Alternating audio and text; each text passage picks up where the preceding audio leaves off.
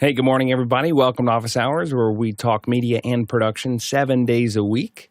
Courtney Gooden's our reader today. We're going to dive right into the first question. All right. Thank you. Caleb Groom from Pinehurst, North Carolina, has the first question. He says, Zoom performance on a mini PC Intel chips was discussed in Discord with Andy Carluccio this week. Based on what we know, what mini PC would you recommend that we ship to our Zoom attendees so that they can send us back HD video? Courtney. Well, it depends on that HD, whether it's 1080p or 720p. Almost any of them can send 720p. If you want to send 1080, that makes a difference. And Andy did some research for us and found out that a lot of the Celeron type chips, Intel chips that are quad core, they do have Intel's QuickSync in them, but I think Zoom has limited those class of chips to not allow them to send 1080p. So I would suggest going with a Ryzen-based mini PCs, and there are many of them out there that are Ryzen 7 or even Ryzen 5, I think. That will give you enough cores. And make sure you have plenty of RAM in them, 16 gigabytes of RAM. And, any of them can do 1080p, and most of those Ryzens, I think, will be allowed to pass the muster for Zoom. Alex? Yeah, and if you're committed to PCs, I think that Courtney's correct. If you're just looking for a box that does this, a refurbished Mac Mini from 2020 will do 1080p in its sleep. so you can get it for about $350, $400, and that is from Walmart, not like from eBay or something. So I'd really think about what you want to spend there. The Mac Minis tend to do better in our experience. For a low cost solution for Zoom, the Mac Minis have really done well for us. And the other thing to think about is depending on what the rest of your needs are for that machine. If it's truly just a Zoom machine, consider is an ARM chip a possibility? Is a Snapdragon chip a possibility? I'm not sure on the Snapdragons if they're able to do the 1080, but they're just all around. They've been a lot faster if you don't have a compatibility issue. Courtney? Yeah, I was just going to say that be careful if you're going to get the refurb Mac Minis. A lot of them have those 8 gigabytes of RAM that's on the motherboard if they're the M1 chips. So you might want to have more RAM. These mini PCs that are Ryzen based are like $227 new with 16 gigs of RAM and 512 gigabyte SSD. So you can find a number of those. That's just one of the many Chinese brands that are that same form factor of mini PC that are under $250 or under $300. That might work for you. Alex? And just as a note, Zoom uses almost no RAM. So if you're using it as a general computer, 16 gigs probably makes sense. If you're using it as a Zoom machine, Office Hours ran on 8 gig Mac Minis for years.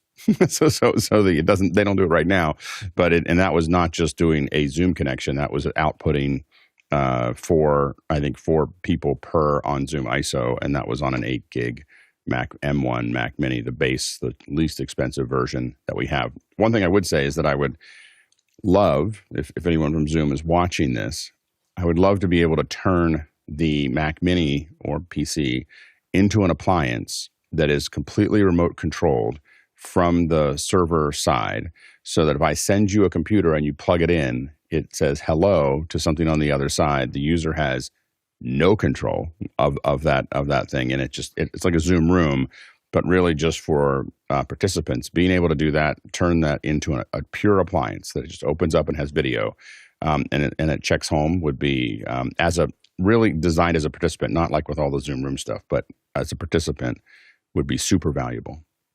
Now, I did something like that, but with the Zoom Room functionality. So you need the better license, and then there's you just need something that you need a little something bit lighter, a little bit lighter than that is a user. It's kind of like a Zoom Room, but less expensive, and it just does this one thing. It's not designed to do all the things Zoom Rooms do. It's designed to have, I can send you a computer, and you will plug it in, and then it just takes over. And I run it completely from my side. I think for remote contribution, that'd be super valuable. Next question. Next one comes in from Viera, Florida, and Andy Kokendorfer. And Andy asks, what are the business benefits of live streaming? Where can a business find the return on investment? Brandon. So I have a couple unconventional thoughts on this, but the biggest one being I grew up in the fix it and post generation when it comes to video production. And so one of the things over the past several years of learning live production, it's taught me how to think ahead into pre-production and planning out, scheduling a show and thinking about what you want to talk about. And so for businesses, especially in a social media world where being able to talk as much as possible about your business and advertising and those types of things, thinking about doing stuff live will get you a little bit more concise with what you're saying. And on the flip side, with tools like Zoom, you're able to create an interactive component to it that's just super beneficial, especially if you have multiple locations that you're dealing with for like a larger company or something like that. Ryan? Brandon nailed it. Content creation matters for so many businesses. I mean, of course, the industry matters, right? And so when you think about trying to engage potential customers, engage employees is something that I think we don't think a lot about is the pride that exists when folks see their own company putting themselves out there in the marketplace for the cachet that might exist with their colleagues. And of course, vendors, suppliers, subcontractors, those all exist in a variety of industries too. So putting content out matters. And Brandon spoke beautifully to why live streaming makes that more engaging and higher ROI. And in terms of where you find the ROI, it's often in revenue, and it's not always extremely easy to track from a last touch attribution perspective, but it should be the case that more of it means that the right KPIs are up into the right. Alex? Yeah, I think that there are three reasons to go live. We've talked about this in the past: sports, breaking news, and interaction. So assuming that you're not doing sports or breaking news, you got to figure out if you want ROI out of your live stream, you're interacting. Doing a one-way live stream, unless you are spending enormous amounts of money on the production value, a one-way live stream is a waste of money. So you might as well just record that as a video and post it and let people watch it at 2x. So if you're not building some kind of interaction with the audience, then there is no ROI, in my opinion, of doing live stream. There's a lot of risk and no real, and when I say that, I mean, we dog food this here is that we don't spend a lot of time talking about anything other than answering questions. And we found that answering questions in this show and other things that I work on, answering user questions at a rate of a question every 2 to 4 minutes has the highest average view time. And why average view time matters, and it just turns out if it's shorter than that, it doesn't necessarily make it any better, and we don't see any real improvement. If it's longer than that, we definitely see a degradation in average view time by a lot. Like once you get to about an average, if your answer velocity gets to about 8 to 10 minutes per question, you'll typically, unless it's a very, very vertical solution, you'll typically cut your average view time in half. And the reason for that is that people will listen to things that they're not interested in. Now, if it's high vertical, so it's one of the experiments we're doing here, which is that you have an audio day. We're really just looking at attracting audio people for the audio day. And the experiment there is that, hey, you'll probably be interested in all the answers. And so we can take a little bit more time on them. We can dig into them. People are getting geeky about those things. So that is a different model than just random, answers. But the secret is that you want to figure out some way that you're going to do interaction with the audience and listen to them, hear their questions. You can do it, where people submit them ahead of time, but we found that submitting them live creates a lot. The reason that submitting them live is so important is because when someone asks a question, and more importantly, when someone votes on the question, they become stakeholders. They're now waiting for that question to get answered. So the issue is that you get by doing that, by giving people actually answering live questions, you're increasing the average view time because people are looking through those short answers and hoping that theirs is next. Another part of live or even live to tape that people don't always consider when they're comparing the ROI of a highly produced, highly post video versus something that is live is that the amount of time that you're spending setting up that first show is going to be great. But if you're doing them regularly, then that starts to get starts to get spread out over all of the streams that you do after that, versus if you're having to spend that same exact investment doing post on every single video, that starts to get way more expensive over time. So the other thing you need to think about is what is your cadence. Go ahead, Alex. It's also just it's an ROI again that may not be as measurable as marketers want to have, is the how your customer feels about your product. So when people understand the product, they have a tendency to like the product and want to see, when they understand how to use it.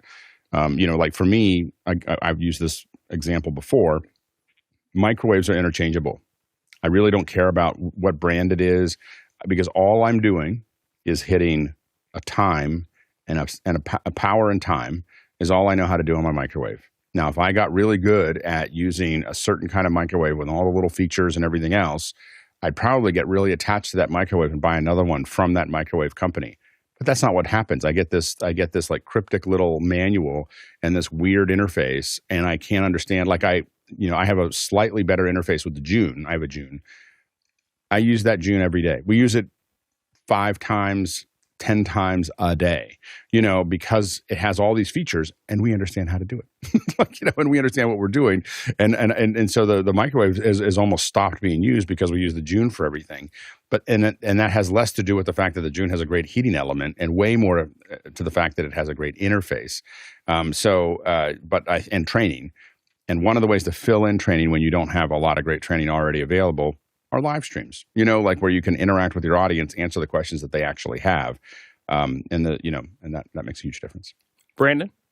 Yeah, and also just to piggyback on everything Alex is saying with this, I think having the interactive component to it gives your customers and audience a little bit more buy-in to the stuff that you're producing. And the biggest benefit from my standpoint, producing a lot of content for social media is that's the content that people are going to want to engage with. And for businesses who find themselves struggling to figure out what they want to create, doing something like a live stream where you have that interactive component makes that whole process a lot easier. And you'll basically never run out of ideas as long as you never run out of questions. Speaking of interactive live streaming, we appreciate everybody who's watching live, and we encourage you to vote on the questions. We've got a ton of questions today, and your votes are going to help us sort through what we are most interested in. So vote. Next question. Next one comes in from Paul Kovacs in Elkhart, Indiana. Paul asks, Guy talked the other day about internet monitoring with a granular dashboard. If no business account, what is a good but inexpensive software to deep dive into your connection for monitoring stability, etc.? And what's a best to keep an eye on? Go ahead, Tom. Well, I monitor the internet a couple of ways. One's expensive. Yeah, it's Unity. Love the dashboard, but you got to pay for it. The other way, though, is a piece of software called Fing, F-I-N-G, and they can be found at fing.com. And you can use that on both Windows and Macs and monitor both your internal and external connections. Ronnie? Yeah, so what Guy was showing us the other day was looking into the connections between Zoom clients and actually deep diving into and fault finding, deep dive into all the metrics that Zoom internally are reporting into this dashboard that Guy was showing. And basically there is no other tools than Zoom's internal software to be showing that types of data. But if you're going to just do a monitoring over your speeds and latencies, etc., for your internet connection, which basically is just a small part of the equation to have a good Zoom meeting. This one from Cloudflare is probably one of the simplest to use. It measures a lot of metrics on the connection itself. It's a little bit better than the ones we know from Ookla and speed test, different type of speed test. This goes a little bit deeper into the weeds of your connection. But referring back to the guide demo, that is the one good way to monitor your Zoom connections is inside the tools that Zoom actually provides. Courtney? Yeah, I like Ronnie's suggestions there. I did find another one that I'm going to install now because it's free, and it's cross-platform. It runs as a plugin to Chrome. It's called Internet Connection Monitor. It's a free Chrome plugin that monitors your internet connection, lets you know what your external IP is and how long you've been online, what your latency is, number of disconnects, what the availability is, etc., downtime. And it has a real-time monitor that you can click on and connection log and connection stats. So it can record your internet connection over a period of time. And it's just a plugin in the browser that you can pull up that dashboard anytime. And since it's a plugin in Chrome, as long as you log into your Google account somewhere, it'll bring up those plugins on Chrome automatically on any machine you're on. So that's a handy way and a free way to monitor your internet connection over time. And with any of these tools, the things that you're looking for are what's my ping, what's my jitter, what's my latency between where I am right now and the endpoint to where I'm trying to get. So regardless of what the tool you use, I mean, Mickey in the chat mentioned that Cloudflare and even Ookla does some of that. Andy Kokendorfer in the chat mentioned that Hive has really good metrics. But at the root of the thing that you're monitoring, the thing that you're trying to keep an eye on, it's your ping and your jitter and your latency, not between whatever server Ookla happened to choose in your speedtest.net test, but where are you actually going, that specific endpoint. That's going to help you monitor the health of your stream. Next question. Next question from Zach Stallsmith in Chautauqua, New York. I need to put an unmanaged switch in a storage room that is pretty warm most of the time due to the furnace and pipes running through it. How can I keep the switch from overheating in this environment? Ronnie. Yeah, so the best way to do it is, of course, to have a professional switch that are made for high temperatures with high ratings. But of course, this is depending on the temperature you actually got in this room. If you're going to just get a simpler, more kind of semi-pro or even just a consumer type of switch, I would go for a metal housing on that one, and I would prefer to have a switch with an external power supply so that the power supply is not adding heat on the thing itself.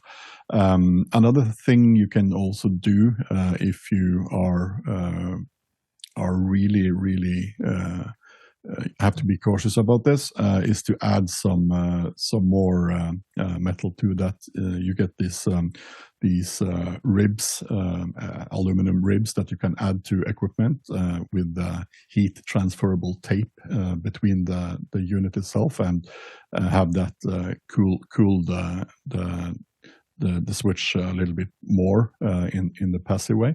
And of course, last resort is to add a fan that can circulate the air.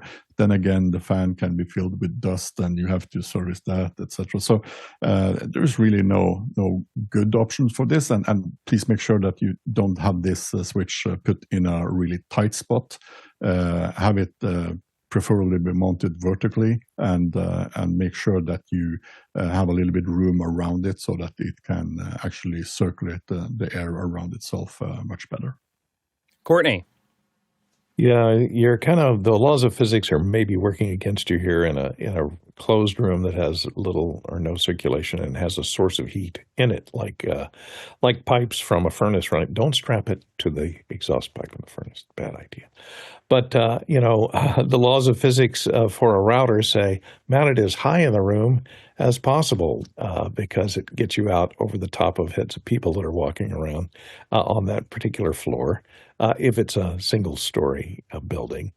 So you would think, well, mount it near the ground because the coolest air in a room is always near the ground. But then, of course, that negates rule number one, which is mount it high for best signal propagation. So you might want to look into perhaps adding some ventilation vents to the door to your storeroom and put them low in the door so that cool air comes in from the surrounding rooms and comes up and has a place to go. And you might want to put an exhaust vent on that particular storeroom to exit the heat that may accumulate at the top of the room. So, and most switches, unmanaged switches like the Nighthawks and a lot of the Netgears, are designed to work at room temperature, and check the specs on it and what their operating temperatures is. And you might find that buried deep in the specifications for the unit itself.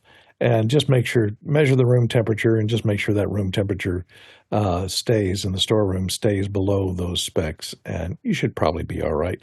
And if necessary, put a fan. But remember, if you're blowing hot air across it, it's not going to across a convection cooling type fins or something that you may attach to them. It's not going to cool it very well if you're blowing hot air across it. Mini split. Next question. Yes. Chuck Hodges in Tulum, California. How do the new Zoom tools overcome the show's frequent complaint against interaction and audience graphics tools like Slido needing to use separate app to use or control it? Slido can be fully web-based too, but this seems to need more work. Alex.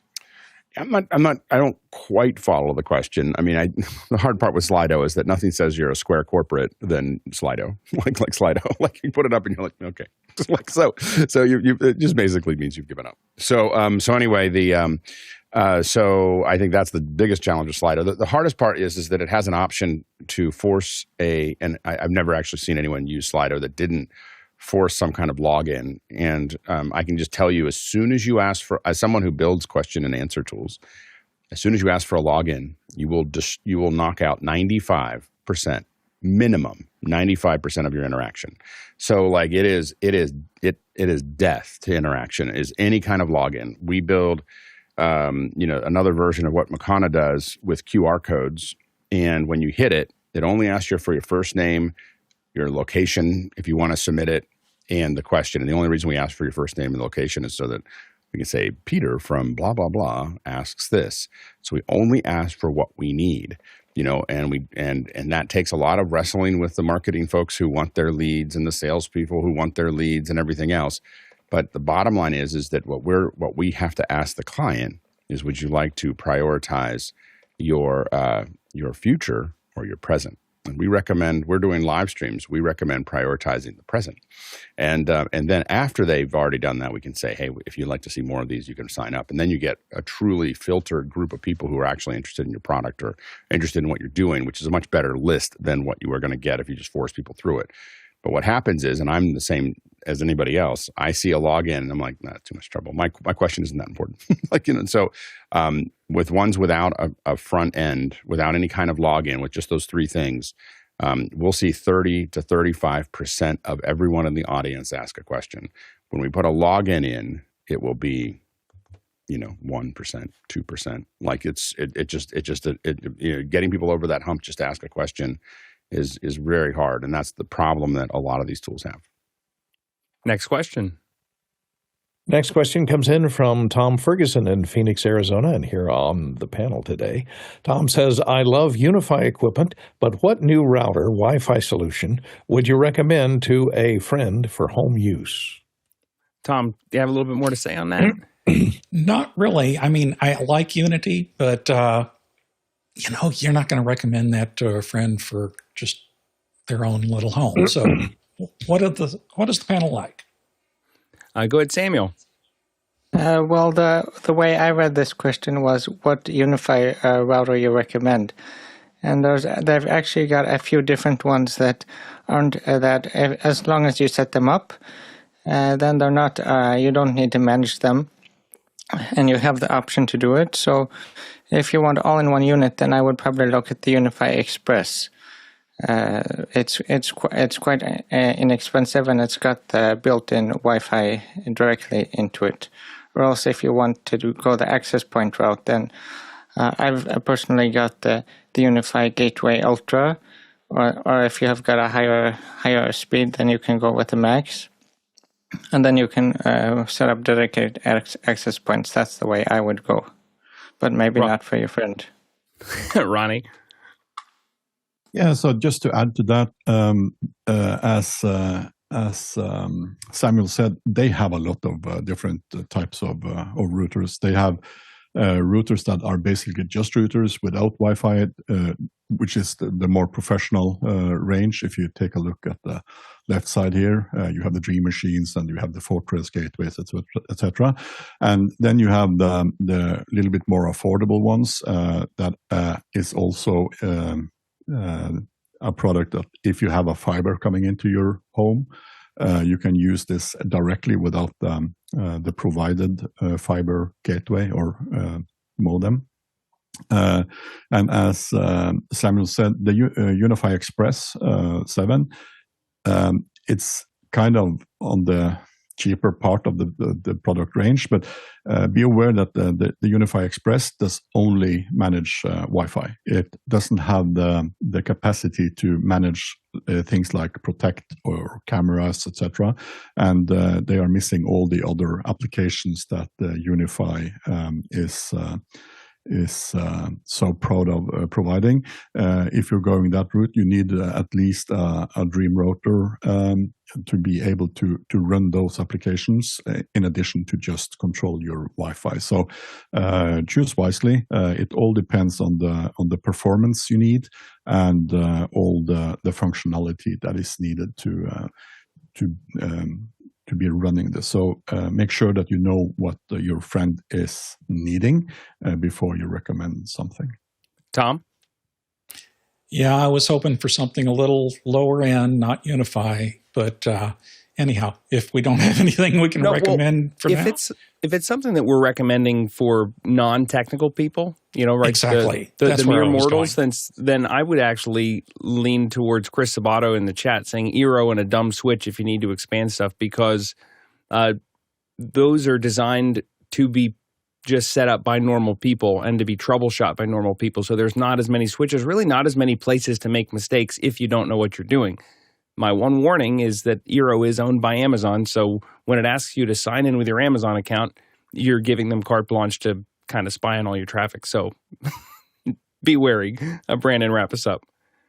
Yeah, I definitely want to second the Eero. My parents just got one of those set up at their house, upgrading their, 15-year-old Airport Extreme that they used basically forever. And now they have an Eero, and it's great because now our FaceTime calls don't drop out when they step outside of their house. Next question. Next one comes in from Jason Robertshaw in Sarasota, Florida. Jason asks, Apple releases an impressive open source model that instantly turns 2D photos into 3D views. This seems cool. What are your thoughts? And he has one. Alex? Yeah, I believe this is a version of Gaussian Splat. So it's taking 2D images. Let me see if I can pull this up here. So here you can see some of the, it talks about the processing here, but essentially it can build 3D scenes, limited 3D scenes from one 2D image. Usually with Gaussian Splat, you kind of walk around something and it kind of grabs onto all the information there. The issue, it's cool. Gaussian Splat's cool. It is very limited in the sense that it doesn't really have the it can reproduce what you're seeing, but it doesn't have a lot of data about the actual geometry. So photogrammetry actually gives you a structure to work with or other things like that, where Gaussian Splat doesn't necessarily do that. But we are definitely in early days of this technology. So this is the 320 by 240 version of 3D that's happening right now. And we're definitely going to see a point where you can walk around with your iPhone just wandering around. And the iPhone, this stuff is just doing it from the image. The iPhone gives you a bunch of other advantages, which is that it has LiDAR in it. So it has depth cues. So when you combine rough depth, the LiDAR on an iPhone is relatively, from people who do LiDAR, relatively low resolution. I think it's 256 by 256 box that goes out or something like that.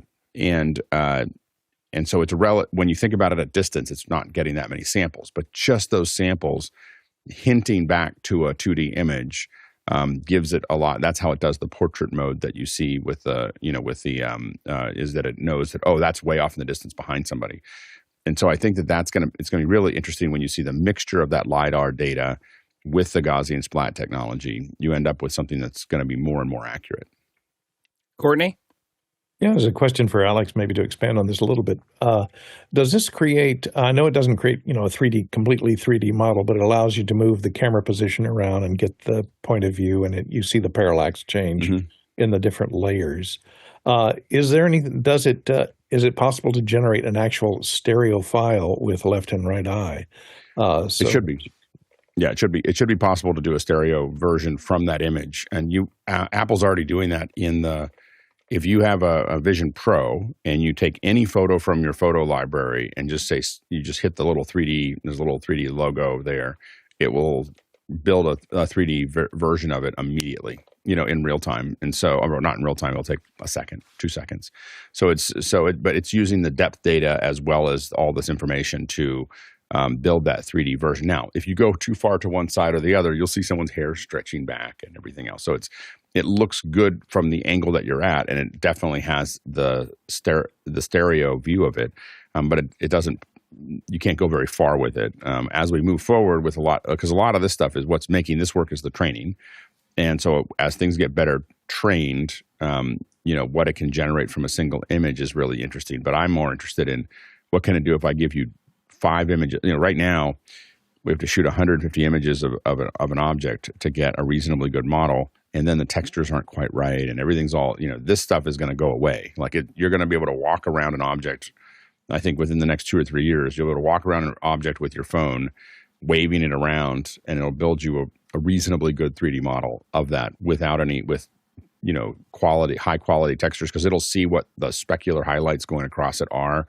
Remove those, there's a whole bunch of things that I think are going to happen in the not too distant future. And there are cool things about turning 2D photos and trying to interpret 3D information about them for people who don't have a Vision Pro. Is your lock screen has these cute little things where the time hides behind your pet when it comes up on your lock screen, and that makes you feel all nice. Hey, if you're watching us on YouTube, glad you're here, but you're missing half the show. We're on Wednesdays and Fridays in the mornings and on in the evenings on Mondays, Tuesdays, and Thursdays.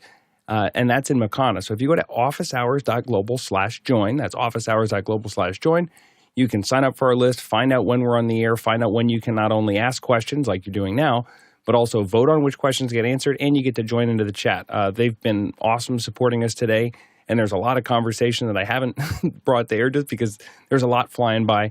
You want to be a part of the community, go to officehours.global/join. Next question. Next one comes in from Zach Jeffers in Spokane, Washington. Zach asks, looking to make some highlight reels of past work. Thoughts on licensing or fair use of client work when there's no contract saying that you can't use it? Go ahead, Ryan.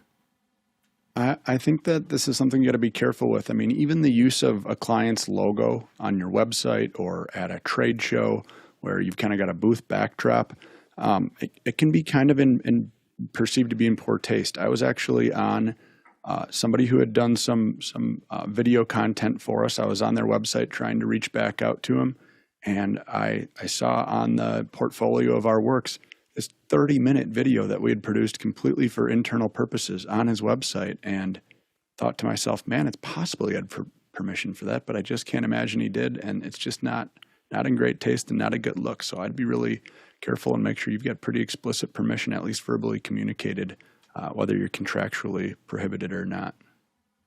Alex?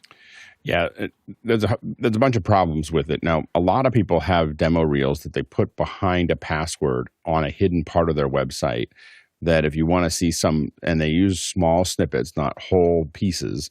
But if you're trying to build a highlight reel, it's not uncommon for someone who works with large clients to have something hidden. Again, it's not something you can find on the web page. It is something they can send a link to somebody. They have to then put in a password, and then they can see it. And now I've never done that because I've never gotten around to doing demo reels.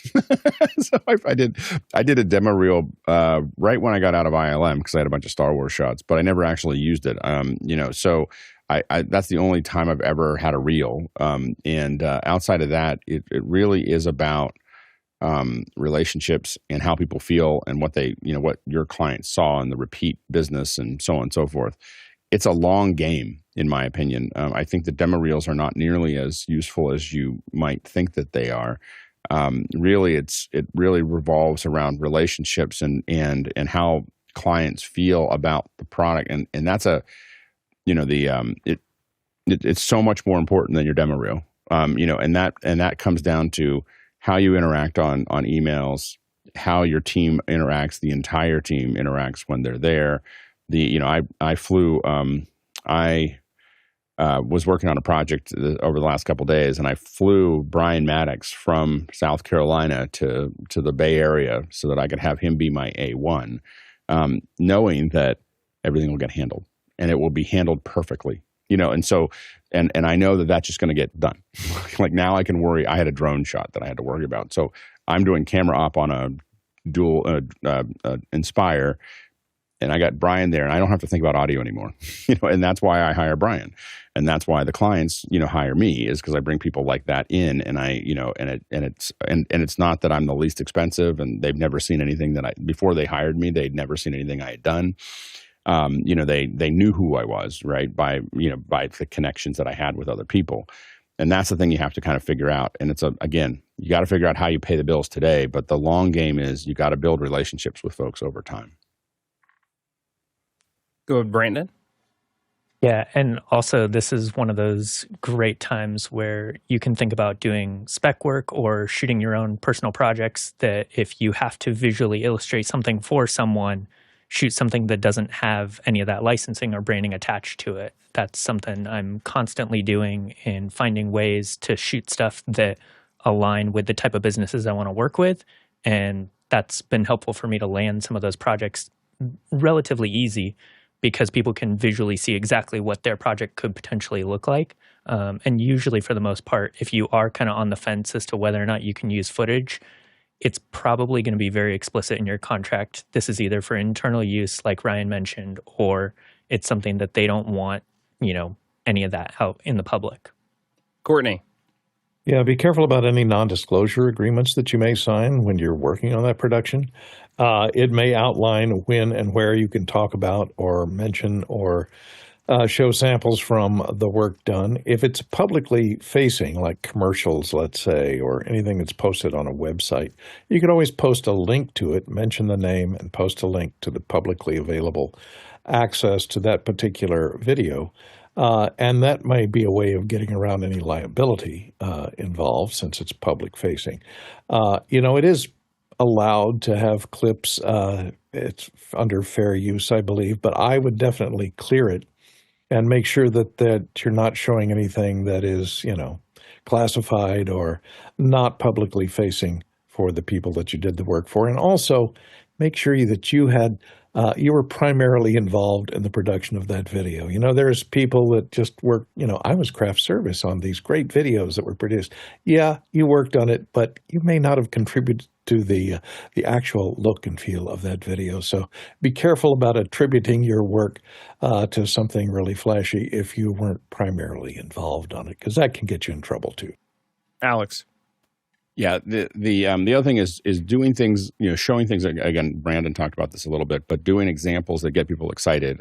If you look go way back into the internet somewhere, you'll find the Road to 1080p, where I explained I bought these cameras. I bought a camera that was $82,000. It was a 444 camera. It was very rare. I paid a lot of money for it. I had to pay it off, and so I started shooting Mac breaks with it.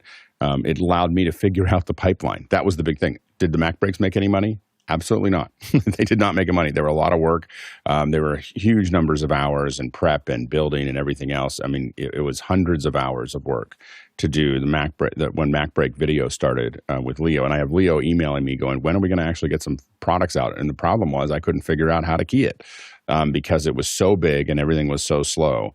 So while I was figuring that out, I did the Road to 1080p. I don't know exactly what the number is, but I generated somewhere between $1 million and $2 million worth of work from that one video.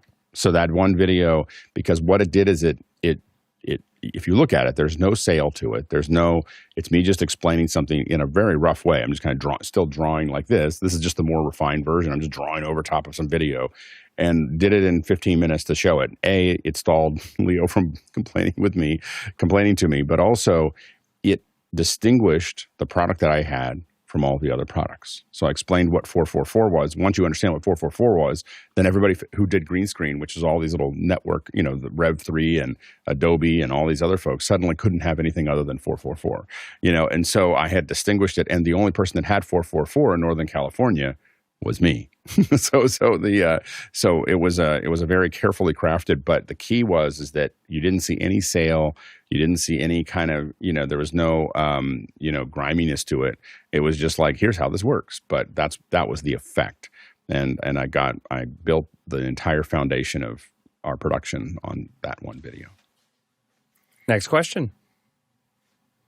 Next one comes in from Andy Kokendorfer in Viera, Florida. Has anyone used this ATEM control app? And he has a link to it. Ooh, Alex, what do you know? Yeah, so this is Switcher Pro, I believe. I think is what you're looking at here. And so here you have the ATEM control app. I guess what I would say here, and I have somewhat of the same issue with we talk about getting I don't know why I just jumped. Adam Tow's software, Mix Effect, yeah. Mix Effect Pro. We talk about that one, and you cannot use in my opinion, you cannot. I mean, I use a ATEM. I will not buy an ATEM or use an ATEM without Mix Effect Pro. That said, the only part of Mix Effect Pro that I use is the SuperSource controls, and inside of the SuperSource controls, they're a little clunky, So the and the problem is that both this app and Mix Effect Pro both share the same problem, which is that they are skeuomorphic. They're trying to create something that looks like a physical device. What I really want is something that does what Mimo does for the ATEM.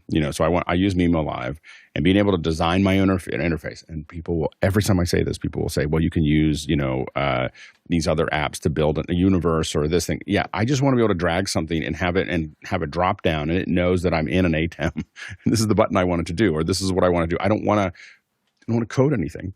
I just want to draw this thing out and build the buttons that I want to build, and then be able to control what I want. And I don't want to use a Stream Deck.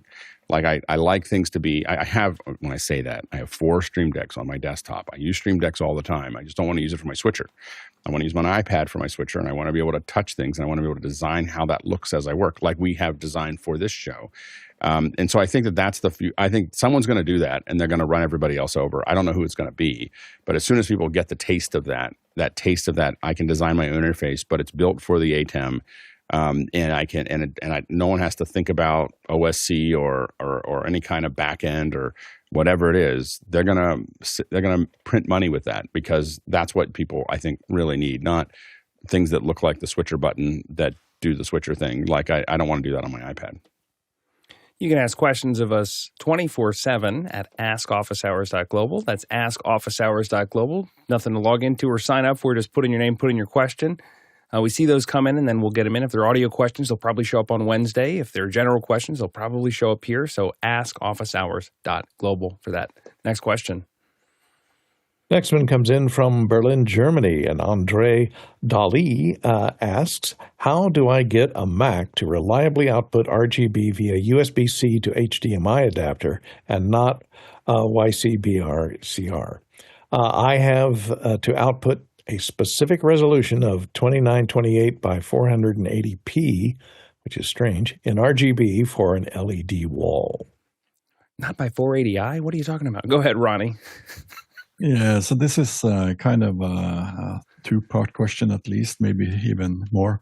One of the easiest tricks I use to get the picture from, especially the newer one, the M1s and M2s, 3s and 4s, and even 5s, those are handling these processors or LED processors in a very strange way, and it is a mess.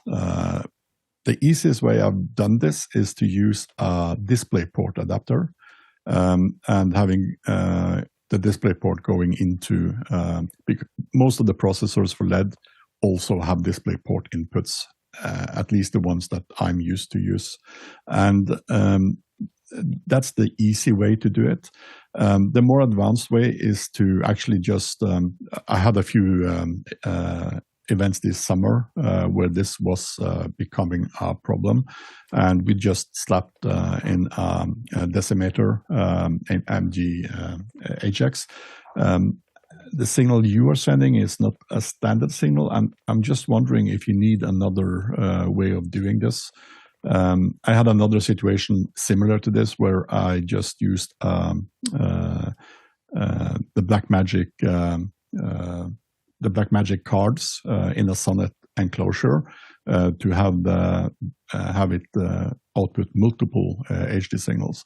So I'm not sure which way is the one, and I probably need more information about the processor as well to be able to answer directly. But if it has DisplayPort input, try that first and see if that will get it working. Alex? Steve Kinsey said a better display app is one of his suggestions. Mickey said a Kona or Decklink card, which I don't think would do this resolution. I think that would be one of the challenges there.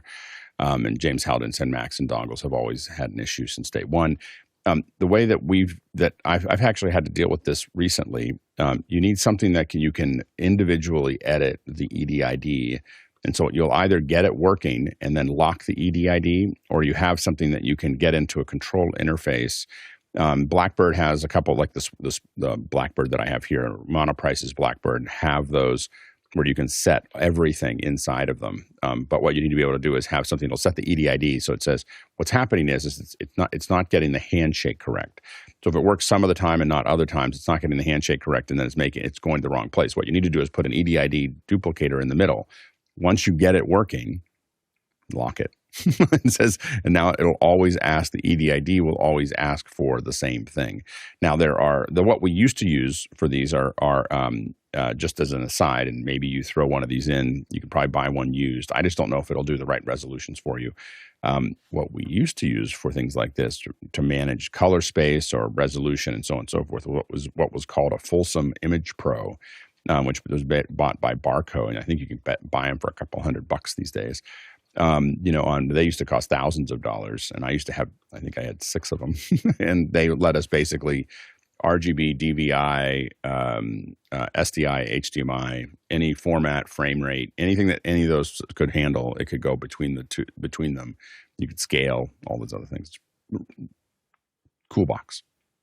Courtney?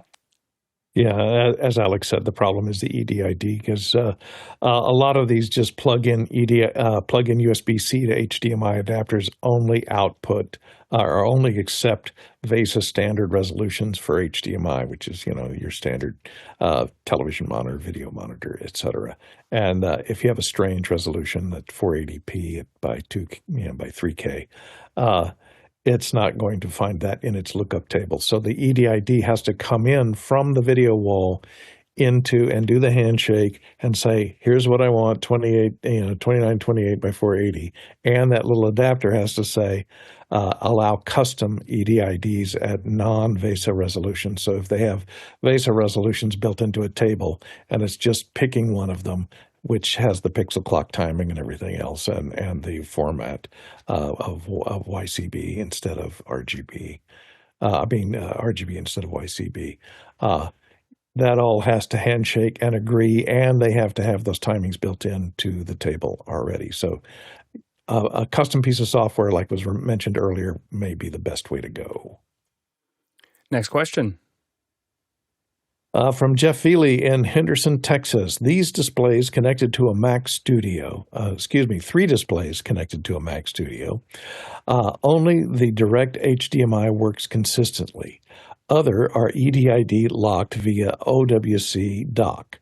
How do I solve this? And he has a link to the OWC solution site. Alex? Connect them all to the Mac Studio. Yeah, so if you have 3 of them, you have an HDMI, use 2 of your other. You'll break out the OWC dock for other things, but I do not recommend connecting your monitors to your OWC dock. I know it will list that as one of your options, and if you could possibly go down that path, but I bet you that if you connect them directly to your studio, they're going to work great. And so I know that, and you can use docks to extend it to all the other things you were going to plug into those other 2 inputs. So it's not that you don't have more inputs. I just wouldn't use the dock for that. And the trouble with docks is that some of them do work and some of them don't. And so it may be, if you are in a situation where you can't plug the monitors directly into the Mac Studio because of whatever else you have plugged in, then you may want to look at something that's either a Thunderbolt 4 or a Thunderbolt 5 dock. I've got the OWC Thunderbolt 4 and a CalDigit on 2 different Macs in this room right now, plugged into 2 or 3 displays, and they work very reliably. So it may be a bandwidth issue. It may be a limitation of video output of that specific dock. So I would, if Alex's solution doesn't fit for you, then I would experiment a little bit. Alex? Yeah, and Jeff in the chat, Jeff is asking, well, how do I do 3 HDMI monitors directly with only one HDMI output? And so what you want to do is get a USB-C to HDMI cable. So not you can get an adapter if you want, but the cables work great. There is Uni is the ones that I buy. They're cloth and they work well, and it's UNI. There are 2 Unis that do this. One has a short end to the HDMI or to the HDMI, and one has a long end to the HDMI, and they're almost the same price. Get the long one. The little one, in case you're wondering, will only do it. It has a variety of issues, but mostly it only does stereo out. The long one will do 8 channels out, which I couldn't figure out why my 5.1 wasn't working until I was like, it worked with the cable before, and then I realized I was using 2 different cables. So it's the same brand, but you're looking for one that's about 2 inches long, not like 1 inch long, to make that work. And if the monitors support DisplayPort, there's a little bit more bandwidth there for you to play with as another option. If you're finding office hours valuable, there are a couple ways you can contribute to the show. You can like and subscribe on YouTube, of course, but also we've got volunteer opportunities both during the show and around the show, morning and evening. And we're a 501c3, so you can help us out financially, help us pay the bills and keep the lights on by going to officehours.global/donate. So if you go to officehours.global/donate, you can chip in there, and we appreciate every bit. Next question. Tom Ferguson from Phoenix, Arizona, and here on the panel today asks, can we discuss the Genlock feature on the BlackMagic Pro Dock app, please? What do you want to know, Tom? Well, having come from a broadcast background in the 70s and 80s for the CBS affiliate here locally in Phoenix, I understand Genlock. I understand, timing through the cables and so forth. But now virtually every device we have has what I call a frame synchronizer on the front end of every input. Back in the day, in the 80s, we paid $30,000 for one frame synchronizer for one input. But what is the point of this when we have these inputs all synchronized anyhow? Alex? Here's an example of one that I'm testing right now. This is the dock that you're talking about here with an ambient time code and Genlock, and I'm going to be splitting this into two phones, and that gets to why you want Genlock. So the issue is that if you're doing, there's a couple things that if you're doing them, you need the frames to be perfectly aligned. 3D is one of those things. So if I want to have 2 iPhones connected to each other. And what I do is I spin one iPhone upside down and then plug it so that they're all next to each other. The cadence between those even at half a frame is too much. so it's too much for your eyes. So you need it to be you need it to be capturing that. You need to be capturing, and you need each sensor to fire at exactly the same time. Within less than 5 milliseconds of each other at minimum, and really at 0 latency you want it to be firing. And so the Genlock means that both iPhones would be firing at the exact same time, and that means my 2 eyes will align. And to put it in perspective, there are a variety of companies right now. I mean, I thought I was the first one. As soon as I saw Genlock, I was like, well, I can now do 3D again. I had built a 3D rig for the phone, and I played with it 4 years ago with iPhone 12s. And as soon as I realized that without Genlock this wasn't going to work, I just put the project down. I was like, well, I can't do anything with it now. So now that Genlock's back up, I'm building the rigs. I'm not the only one. There's lots of people on the internet are talking about 3D rigs that they can build with their iPhone. I talked to a company in LA that is building a beam splitter with these. So now the other thing that this works really well for is if you look at 28 years later, there's a shots where it kind of goes back and forth like this. Those are a lot easier for all those phones. So basically you can do bullet time. If you do Genlock, if you do a Genlock sync, you can actually do bullet time, with the cameras. And back when they did the Matrix, they had to have the cameras fire at a specific rate, that was going through here. Theoretically, you could program it so that the phones could shoot video that way, without, so they, and there's, CJ's got the iPhones that were used in that rig. I bet you, and I'm certain that rig didn't have Genlock or had some kind of, and so that was probably really hard to do. It would be much easier with Genlock, that kind of effect.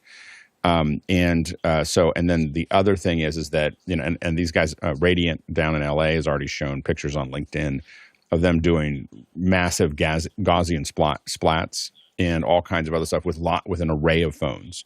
But those array of phones need to all be Genlocked together to make that work. So the Genlock is it really turns the iPhone into you're right though, in a standard editing environment, being off by half a frame is probably not going to matter. The time code is useful, on the phones. Getting time code on the phones is useful. Getting phones to be very close to each other. One of the things that the new BlackMagic software can do on the iPhone is sync. You can have one master phone and a bunch of followers. And when you hit record or change any of the settings or anything else, it changes all the phones at the same time. And when you hit record, it's very close to Genlock. I mean, very close to Genlock because they all fire, but it's still plus or minus 10 or 15 milliseconds, which is too much. So anyway, that's why you want the Pro Dock, and that's why you want the Genlock. Go ahead, Tom. So if I understand you correctly, if your subject is here and you've got a camera over here and a camera over here, you want to Genlock these two back to your master sync generator. But you have to keep track of this cable length and this cable length. Otherwise, those are not going to be in sync. Yeah, I'm not trying to do it from one side or the other. I'm trying to do, think of it this way. I have a phone, and here's my, my iPhone, right? And then I take another phone, and I spin it the other way, like this, and I go like this. And what this means is that my 1x lens, which is this one and this one, are about 68 millimeters apart. That's very close to interocular distance. It's a little wide for interocular distance. So my cable lengths are very short because it's going to a rig that is right next to each other, and this is going to allow me to. So anyway, this will allow me to keep these synced together. But that's the more likely way that Genlock will be used for a lot of these phones. Sure, keep cable lengths small, and then you're fine. If they're long, different problem. Yeah, but I think length is a big word too. I mean, in most cases, we're building rigs that are not going to be at a length that it would matter. Next question. Next one comes in from Mr. Guy Cochran in Seattle, Washington, in the USA. Purchased a Starlink Mini. What's the must-have accessories for field use? Courtney. Well, I haven't tried this, and I'm not sure how long the lead is on a Starlink Mini, but hey, how about a Channel Master 40-foot telescoping mast? This will get you put that little Starlink Mini on top of this 40-foot mast and raise it up, and it'll get you above, some trees that may be around that may be blocking some of your path of the satellites, or maybe a two-story building nearby that may be blocking some of your path. So getting it up in the air gives you a longer contact with those satellites as they pass over.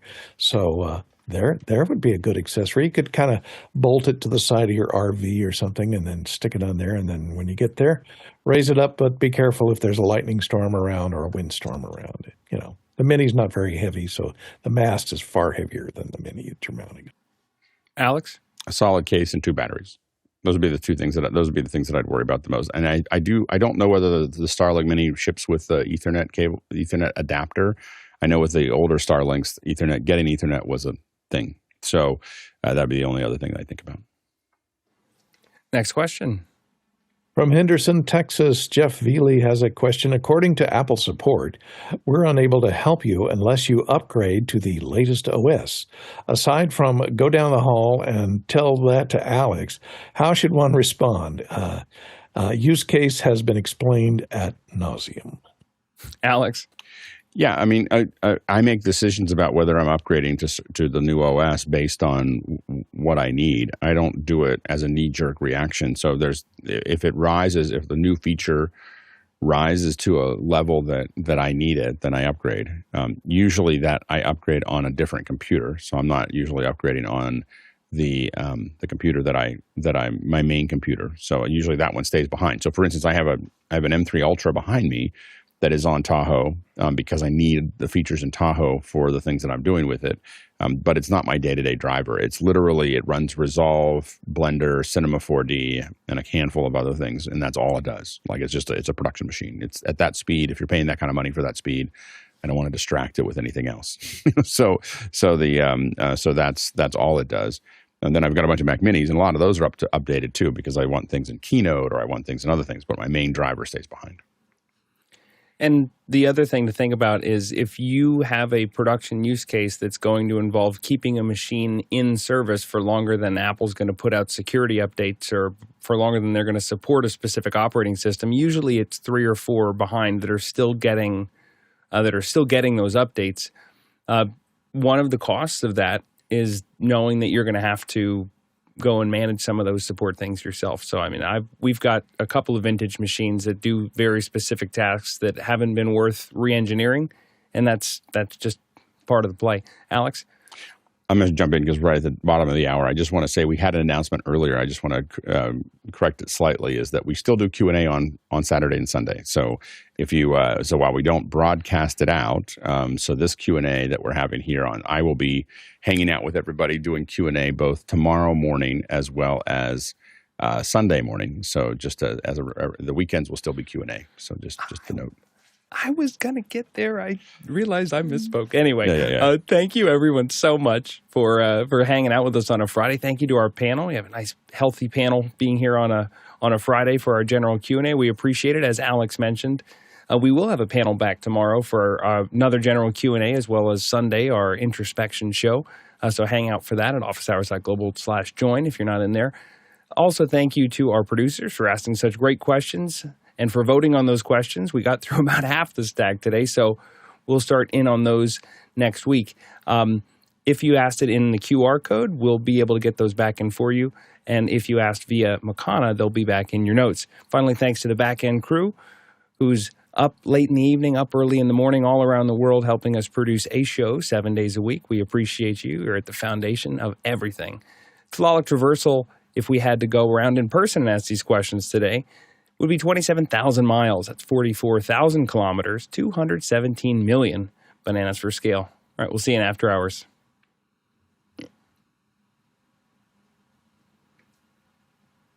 Bananas. I don't know. Are both those bananas the same length? I don't know. If those are. Those are calibrated. These are the original we got in Las Vegas. Okay. So those are imperial bananas. This one is non-standard. That's edible. Yes. Yeah, it looks like it's edible. That's a Chiquita. It looks like it's going to be edible for another day, and then after that, it's banana bread. It's the right time. Yeah, exactly. All right. An uncalibrated banana. Uncalibrated banana. They get out of calibration as they age. All right. See you guys. Thanks, everybody. See you tomorrow. See ya.